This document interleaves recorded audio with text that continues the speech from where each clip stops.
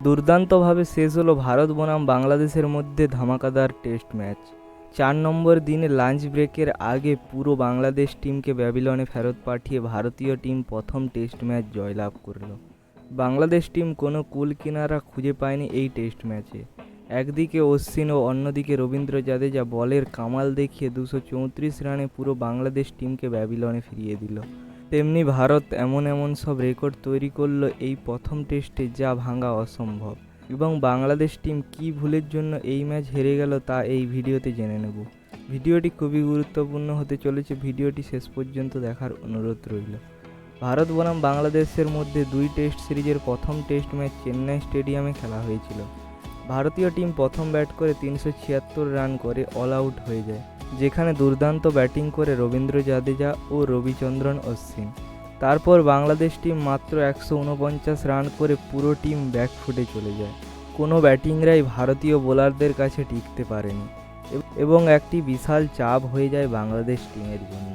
তারপর ভারতীয় টিমের ব্যাটসম্যানরা ৪-৬ মেরে শুভমন গিল ও ঋষভ পন্তের দুর্দান্ত সেঞ্চুরির মাধ্যমে ২৮৭ রান করে ডিক্লেয়ার করে দেয়। সেই টার্গেট চেস করতে এসে বাংলাদেশের ওপেনাররা মোটামুটি খেলে আউট হয় এবং বাংলাদেশ কাপ্তান নাজিমুল হোসেন শান্ত ভালো ব্যাটিং করে টিমকে কিছুটা আশ্বাস দেন, কিন্তু তাতেও শেষ রক্ষা হয়নি বাংলাদেশ টিমের।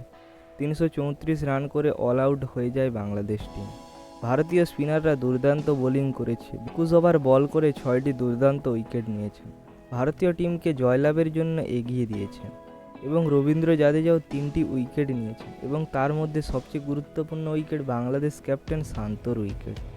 অশ্বিন প্রথম ইনিংসে সেঞ্চুরি ও দ্বিতীয় ইনিংসে ৬ উইকেট নিয়ে এক দুর্দান্ত রেকর্ড গড়লেন।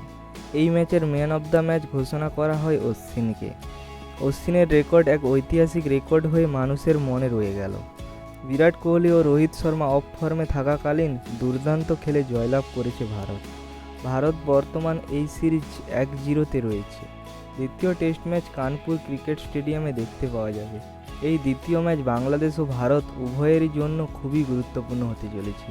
এই ম্যাচ হারের পর বাংলাদেশ টিম ভালো পারফরমেন্স করার চেষ্টা করবে। দুই দলই দুর্দান্ত খেলেছে। আপনার মতে কোন টিমের এই ম্যাচ জেতা উচিত ছিল নিচে কমেন্ট করুন।